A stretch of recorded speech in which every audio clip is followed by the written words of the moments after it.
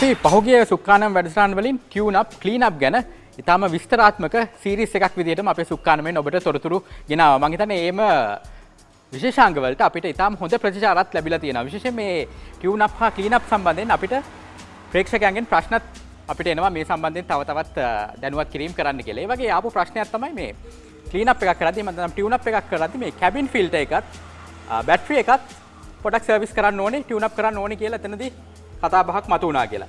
ඉතින් මේ සම්බන්ධයෙන් අපි වැඩිදුර විස්තර දැනගන්න අපිත් එක්ක ඉන්නවා ටියුන් අප් සම්බන්ධ විශේෂඥයෙක් ජගත් ජයසිංහ මහත්තයා ඉන්නවා, මෝටර රථ තාක්ෂණ ඉංජිනේරුවරයෙක්. ඔබ පිළිගන්නවා අපේ වැඩසටහනට. ආයිබෝත්. ජගත් මම කියන්නකෝ අපිට මේ සම්බන්ධයෙන් මොකක්ද ඔබතුමාගේ අදහස? මේ කියන්නේ මේ කැබින් ෆිල්ටර් එකයි බැටරි එකයි මේ සම්බන්ධ වෙනවද ටියුන් අප් එකකට? ඔව් අතරම සුභාෂ් මේක පැහැදිලි කරන්න එක හොඳයි. ඒ ප්‍රශ්නේ ආපු එකත් හොඳයි. දැන් අපි එන්ජින් ටියුන් අප් එකකදී අනිවාර්යයෙන්ම මේක තියෙන වාහනේ ඇතුලේ මේක වායු සමීකරණය හා සම්බන්ධ කොටසක්.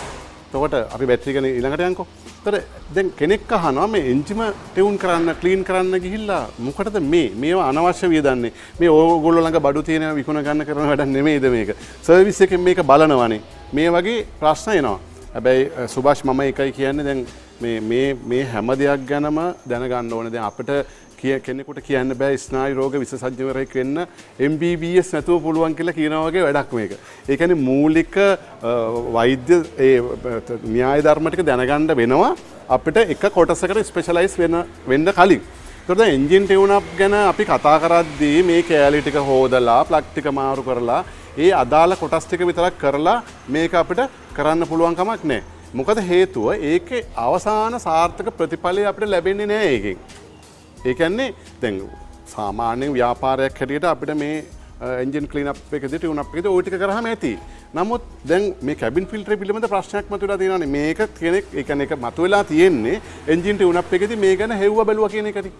එතකොට එහෙනම් මම කියන්නම් කොහොමද මේක අපේ එන්ජින් ටියුන් කිරීමට ක්ලීන් කිරීමට සම්බන්ධ වෙන්නේ කියලා. දැන් සුභාෂ් මේක තියෙන්නේ අතන පැරණි වාහන වල මේව නැහැ. කාබ්‍යුරේටර් වාහන වල සහ මුල කාලේ ආපු එයාර් කන්ඩිෂන් සිස්ටම් වල කැබින් ෆිල්ටර් එකක් නැහැ. නමුත් නවීන මෝටර වල විශේෂයෙන්ම හයිබ්‍රිඩ් සම්බන්ධ ඒ වගේම ඔය අලුතෙන් ආපු වාහන වල මේක තියෙනවා. ඒතර මේක තියෙන්නේ වාහනේ එයාර් කන්ඩිෂන් එකට සම්බන්ධ කරලා අර ඒකට ඇතුළට ඇද ගන්න වාතය පිරිසුදු කරා. ඒතර මේක කාලයක් ඇද්දි બ્લોක් වුණොත් මේක ෆිල්ටර් එක બ્લોක් වුණොත් මොකද වෙන්නේ? අර බ්ලෝවර් එකට ඇද ගන්න හුලම් ප්‍රමාණයට මේක බාධාවක්. ඒ කියන්නේ අපි වායු සමීකරණය 1 2 3 4 කියලා අපි ක්‍රියාත්මක කරද්දී මේක හරහා හුලං ඇද ගන්නකොට මේක બ્લોක් වෙලා තිබුණොත් අර බ්ලෝවර් එක ලෝඩ් වෙනවා. ඒ කියන්නේ බ්ලෝවර් එකෙන් එන හුලං මදිනේ අපිට. ඒතර අපි මේක තවදුරටත් වැඩි කරනවා. නමුත් අපිට හුලං නොලැබුණාට අර බ්ලෝවර් එකේ ස්පීඩ් එක වැඩි වෙනවා. ඒතර හිතන්නකෝ මේක બ્લોක් වීම තමයි හේතුව. එතකොට දැන් අපි බ්ලෝවර් ස්පීඩ් එක වැඩි කරාම මොකද වෙන්නේ? බ්ලෝවර් එකට ලබා ගන්න ධාරාව ඊට සාපේක්ෂව වැඩි වෙනවා. ධාරාව දෙන්නේ කවුද? බැටරිය. ඒතර බැටරිය මේකට ධාරාව දෙද්දී ඒක ආරෝපණය කරන්න වෙහෙස වෙන්නේ කවුද? ඕල්ටර්නේටර් එක. ඒතර ඕල්ටර්නේටර් එක කරකවන්නේ කවුද? එන්ජිම. ඒතර බලන්න මේ පද්ධතියට සම්බන්ධ වෙලා තියෙන විදිහ. ඒකයි මම කියන්නේ. ඒතර දැන් ඕල්ටර්නේටර් එක ලෝඩ් වීමත් එක්ක මේ වාහනය ක්‍රියාත්මක වෙද්දී මේකේ පෙට්‍රල් පිච්චෙන එක නැත්නම් ඩීසල් වාහන නම් ඩීසල් පිච්චෙන එක වැඩි වෙනවා. ඒතර අපි එන්ජින් ටියුන් අප් එකක් කරලා ක්ලීන් අප් එකක් කරලා බලාපොරොත්තු වෙන්නේ මොකද? හොඳ ඉන්ධන පරිභෝජනයක් වාහනට ගන්න. ඒ කියන්නේ ඒකේ අවම ඉන්ධන පරිභෝජනයක් එක්ක හොඳ කාර්යක්ෂමතාවයක් ගන්න. ඒතර මේක બ્લોක් වුණාට පස්සේ කොච්චර දුරට මේ කතාව ගිහින් ඒක එන්ජින් ටියුන් අප් එකට බලපෑවද කියලා බලන්න. අන්න ඒ නිසා තමයි අර ඔබ අහපු ප්‍රශ්නට උත්තර දෙනවා නම් මේ වගේ බොහොම සරල සිද්ධියක් මේ එන්ජිමේ ඉන්ධන පරිභෝජනයට බලපානවා කියලා මං කිව්වේ. ඒකට බැටරියේ ප්‍රශ්නේ කොයි වගේද? ඔව්. ඒක ගැන කතා කරන්න ඕනේ. දැන් බැටරියක් බලද්දිත් සමහර ලාලවට හුඟ දෙනෙක් රණ්ඩු වෙනවා මේ බැටරියක් චෙක් කරන්න ඕනේ නෑනේ මම ආවේ එන්ජින් ටියුන් අප් එකටනේ. ඇයි දැන් මම මේ ගැන කතා කරද්දි බැටරිය කියවුණානේ. එහෙමනම් බැටරියේ ආරෝපණ ශක්තිය දුර්වල නම් මේක දැන් අපි හිතමු බැටරිය ආරෝපණ ශක්තිය කියන්නේ ගබඩා කිරීමේ ශක්තිය දුර්වලයි නම් සුභාෂ් වායු සමීකරණයක ක්‍රියාත්මක වෙද්දී හෙඩ්ලයිට් දැම්මට පස්සේ මේකේ තියෙන වෙනත් විද්‍යුත් උපාංග ක්‍රියාත්මක වෙද්දී මේ බැටරියෙන් දෙන සහයෝගය අඩුයි. මොකද එයාගේ අර ගබඩා කරලා තියෙන ශක්තිය අඩුයි. ඒතර මේක හැම වෙලේම මේ වාහනේ නැත්නම් ඒ අදාළ වාහනේ ඕල්ටර්නේටර් එක ලෝඩ් වෙන්න ඕන. බැටරියෙන් සහයෝගයක් නැති නිසා. ඒතර ඕල්ටර්නේටර් එක ලෝඩ් වෙනවා කියන්නේම එන්ජිමට වැඩි බරක්. එන්ජිමට වැඩි බරක් කියන්නේම වැඩි ඉන්ධන පරිභෝජනයක්. ඒ නිසා කෑලි ගැලෙව්වට පිරිසුදු කෙරුවට අර ඩිස්කවුන්ට් එක මේ ඩිස්කවුන්ට් එක මෙච්චරයි අපි ගන්න ටියුන් අප් එකකට කියලා කිව්වට මදි සුභාෂ්. මේකෙදී කළ යුතු දේවල් පද්ධතියෙන් පද්ධතියට සම්බන්ධ නිසා අපි ඒ පිළිබඳ පූර්ණ අධීක්ෂණයකින් තමයි මේ දේවල් කරන්න ඕනේ.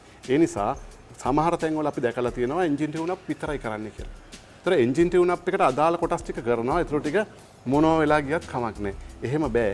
මේ දේවල් කරද්දී පද්ධතිය මේ වාහනේ නවීන මෝටර රථ විශාල වශයෙන් ඉලෙක්ට්‍රොනික හැසිරීම් එක්ක දුවන්නේ. ඒතර ඉලෙක්ට්‍රොනික හැසිරීම් එක්ක දුවද්දී මේ වාහනයක තියෙන සියලු පද්ධතීන් එකට සම්බන්ධයි.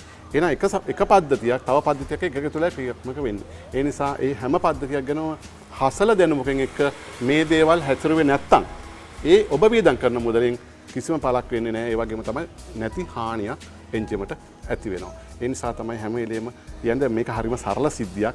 දැන් හිතන්න වායු සමීකරණයේ ක්‍රියාත්මක වීම එන්ජිමේ ඉන්ධන පරිභෝජනයට සුජුව බලපානවා. ඒකයි මේක බලන්නේ. එතකොට මේ කතා බහ අතරතුර මට ආව ප්‍රශ්නයක් තමයි කියන්නේ මේ විදුලි පද්ධතියට එහෙම නැත්නම් ඉන්ධන පරිභෝජනයට මේ වගේ මේ අපි වාහනේ ඔරිජිනල් තත්ත්වයට වඩා ආපු වෙනත් විදුලි පද්ධතීන් මොන හරි සම්බන්ධ කරලා තිබුණොත් ඒකත් බලපානවද? ඔව් අනිවාර්යයෙන්ම සුභාෂ් ඒ කියන්නේ වාහනේ බැටරියට සම්බන්ධ කරලා තියෙනවා නම් ඒකට ආවේනික නොවන දේවල්. අපි හිතමු දැන් උදාහරණයක් විදිහට හෙඩ්ලයිට් බල්බ් එක 60 55 නෝමල් වාහනයක කෙනෙකුට මේක සමහරු 90යි 100 දානවා. ඒතර එතෙන්දිත් අධිධාරාවක් ලබා ගන්නවා. ඒතකොට ඒක ඉන්ධන පරිභෝජන විතරක් නෙවෙයි වාහනේ සිසු ඉලෙක්ට්‍රිකල් පද්ධතියෙන් බලපානවා.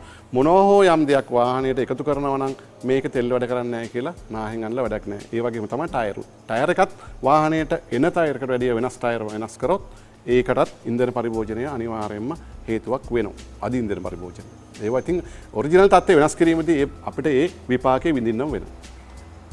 කියන්නේ මම හිතන්නේ ඒක තමයි විශේෂඥ දැනුම කියලා කියන්නේ නේද? ඒ කියන්නේ සාමාන්‍යයෙන් අපි එන්ජින් ටියුන් අප් එකක් ක්ලීන් අප් එකක් ඒක කරපු පළියට වාහනේ පරිභෝජනය අඩු වෙන්නේ නැහැ. ඉන්ධන පරිභෝජනය අඩු වෙන්නේ නැහැ. ඊට සම්බන්ධ දේවල් අනිවාර්යෙන් පරීක්ෂා කරලා බලන්න ඕනේ මේ දේවල් වලට වෙන්න හේතුවක් තියෙනවද කියලා. කෙනෙක් කියනවා නම් අපිට මේකේ කාර් එකේ පෙට්‍රල් වැඩ කරන්නේ නැහැ කෙනෙක් අපි එකපාර ගිහලා ඒ වැඩේට බහින්නේ නැහැ සුභාෂ්. අපි මේක පිටතින් පරීක්ෂා කරලා බලනවා මොන වගේ හේතුවක්ද මේ කාර් එකට බලපාලා තියෙන්නේ. එහෙම වෙනත් හේතු නැත්නම් අපිට පුළුවන් කෙලින්ම අර එන්ජින් ටියුන් අප් එකට ක්ලීන් අප් එකට යන්න. ඒ කියන්නේ සමහරවිට මේ එන ගැටලුව මම හිතන්නේ ක්‍රමානුකූලව ලියාගෙන ගියොත් වෙන තැනක තමයි ප්‍රශ්නේ තියෙන්නේ. ඇනලයිස් කරලා බලන්නම වෙනවා. ඒක තමයි විශේෂඥ දැනුම. අනිවාර්යයෙන්. ඒ විදිහට මම හිතන්නේ ටියුන් අප් ගැන ක්ලීන් අප් ගැන ඔබට තිබුණ ප්‍රශ්නයක් අපි අද විසඳුවා කියලා අපි විශ්වාස කරනවා. අපිට මේ සීරීස් එකට ඉතාම හොඳ ප්‍රතිචාර ලැබෙනවා. අපි නැවතත් හම්බෙමු මේ වගේ වැඩසටහනකින්. බොහොම ස්තුතියි ජගත් අපිත් එක්ක එකතු වුණාට.